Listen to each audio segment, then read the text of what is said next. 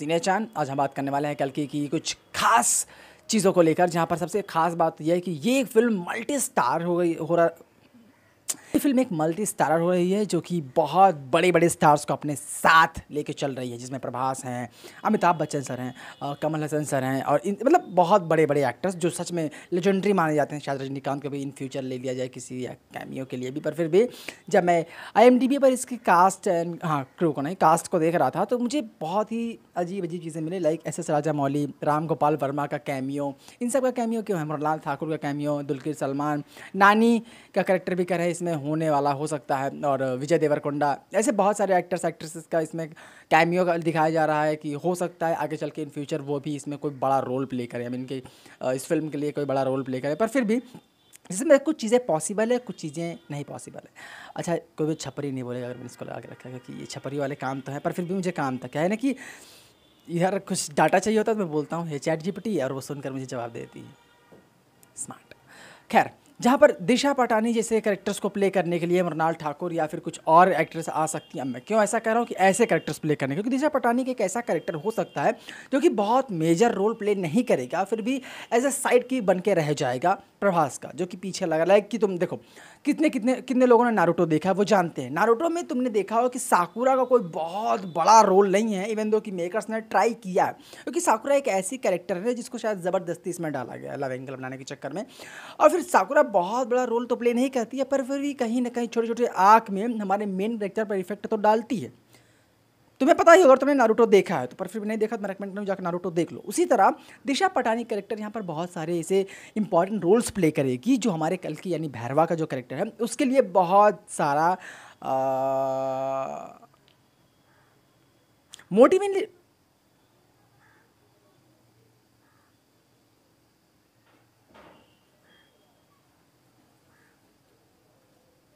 नहीं, मतलब बहुत काम का हो सकता है, नहीं मतलब बहुत काम की वो कैरेक्टर हो सकती है। जहाँ पर दूसरे कैरेक्टर हम बात करें दीपिका पादुकोण कैरेक्टर की, जिनकी पेट में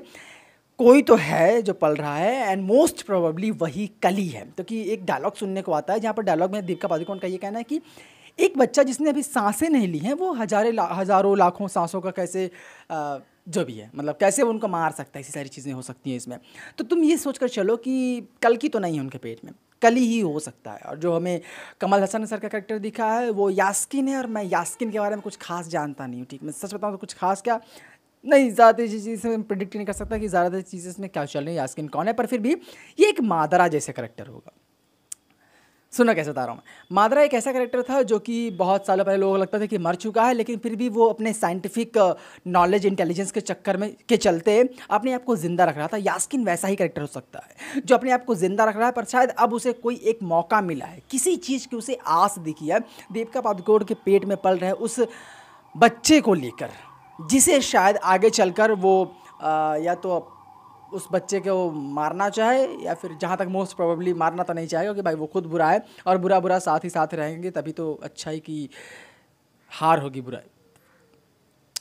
तो यास्किन को उस बच्चे की ज़रूरत है, तभी तो उसको बाउंड्री रखी गई 1 मिलियन की, जिसके लिए भैरवा उसके पीछे जाएगा और अश्वत्थामा का उन दोनों के बीच में कॉम्बैट देखने को हमें मिलेगा, जो कि बहुत ही आइकॉनिक होने वाला है। 26 जुलाई मैं तुम्हारा इंतजार कर रहा हूँ, ठीक है, जहाँ पर जून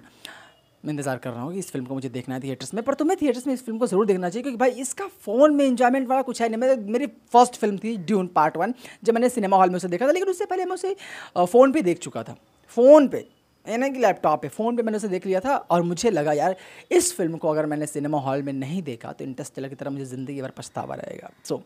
मैंने जाकर उसे सिनेमा हॉल में दोबारा देखा है, आई स्टिल गॉट गोज़बम्प्स। तो ऐसी सारी चीज़ें होती हैं, मुझे लगता है कि तुम्हें पैसे थोड़े से लगाने चाहिए, ऐसे सिनेमा हॉल में देखना चाहिए। वहीं पर इससे आगे हम बात करें तो ये दुलकर सलमान, ये देवरकोंडा जैसे एक्टर्स को क्यों दिखा रहे हैं गूगल पे, तो गूगल बहुत सारी चीज़ें फेक भी दिखाता है, पर फिर भी चलो एक पल के लिए मान लेते हैं कि ऐसे एक्टर्स आ रहे हैं जैसे विजय देवरकोंडा, नानी। तो ऐसे एक्टर्स जो आएंगे इनमें से मोस्ट प्रोबेबली जो मेन बड़े लेजेंडरी एक्टर्स हैं, मतलब जैसे कि ऐसे एक्टर्स होंगे जिनको चैलेंज अभी तक नहीं मिला होगा, लाइक कि जो अपने लाइफ में चैलेंज फेस करना चाहते हैं, जो एक्टर्स जिनको लगता है कि मैं कुछ चैलेंजिंग रोल कर सकता हूँ, जिसका इन्होंने अगर नाग अश्विन की जगह होता और मुझे एक ऐसी फिल्म बनानी होती जो बहुत बड़े बजट की है, और ये इंडिया की ऐसी फर्स्ट डिस्टोपियन, में फर्स्ट ही मानता हूँ इसे, ठीक है,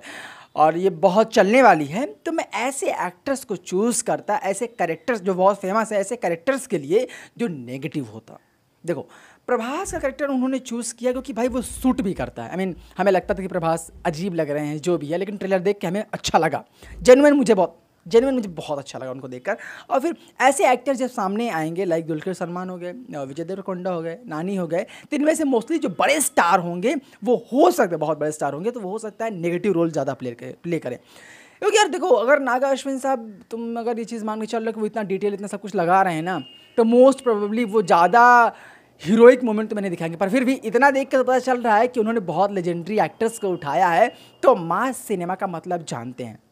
मास सिनेमा का मतलब क्या होता है? मास सिनेमा होता है जब तुम्हारा बहुत पॉपुलर सुपरस्टार एक्टर स्क्रीन पर आता है और कुछ ऐसी बवाल फालतू की चीज़ें करता है, उसे देखकर तुम्हें मज़ा आता है, तो वो मास सिनेमा एक तरफ फील होता है हम लोगों को। तुम समझ गए ना, मासी सिनेमा, सलार जैसी चीज़ें है ना, हाँ, जवान जैसी चीज़ें। अब इन्हीं को नागा अश्विन सब समझते हैं कि ऐसी चीज़ें काम करती हैं इंडियन सिनेमा में, और काम करती हैं एक्चुअली में। अब इसीलिए उन्होंने अमिताभ बच्चन सर और कमल हसन को पहली बार स्क्रीन में साथ लाया, जहाँ तक मैं जानता हूँ पहली बार।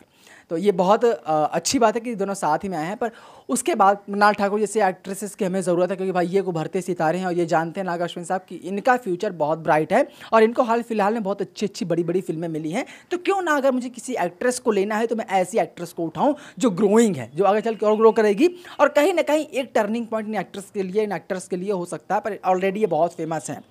एस राजामौली और राम गोपाल वर्मा सर का कैमियो हो सकता है इसमें, क्योंकि शायद वो उन्हें बहुत मानते होंगे या फिर उनका रिलेशन उससे अच्छा होगा, प्रोडक्शन हाउस से उनका रिलेशन अच्छा होगा, जो भी है। मैं ये मान चल रहा हूँ कि अगर है तो क्यों है, पर अगर फेक ये रूमर्स हैं तो फिर छोड़ ही दो, उसके बारे में बात ही नहीं करते, है ना।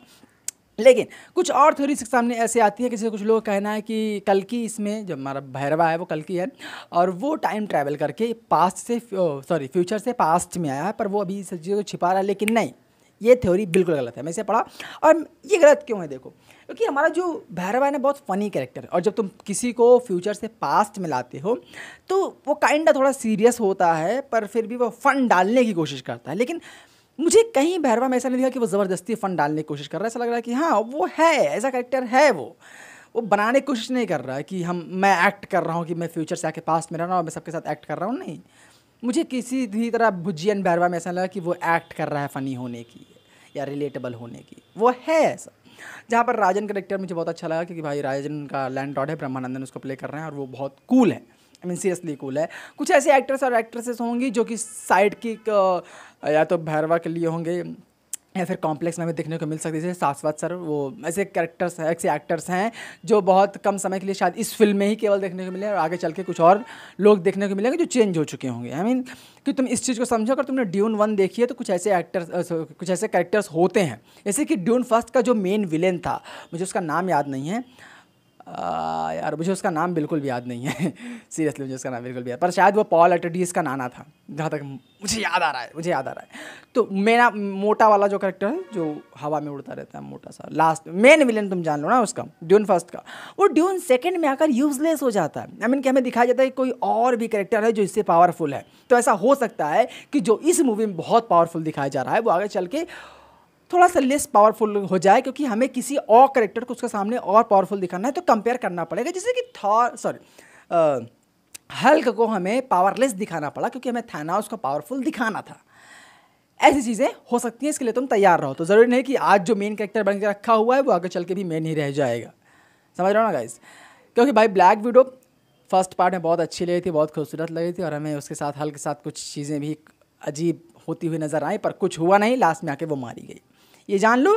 कि ब्रूटल डेथ्स कैरेक्टर्स के होते रहते हैं, तो इसके लिए तैयार रहो गाइस। मिलते हैं नेक्स्ट वीडियो में, until then have a good day. क्योंकि मेरा गुड डे तो नहीं हो रहा, पसीना पसीना हो रहा हूँ।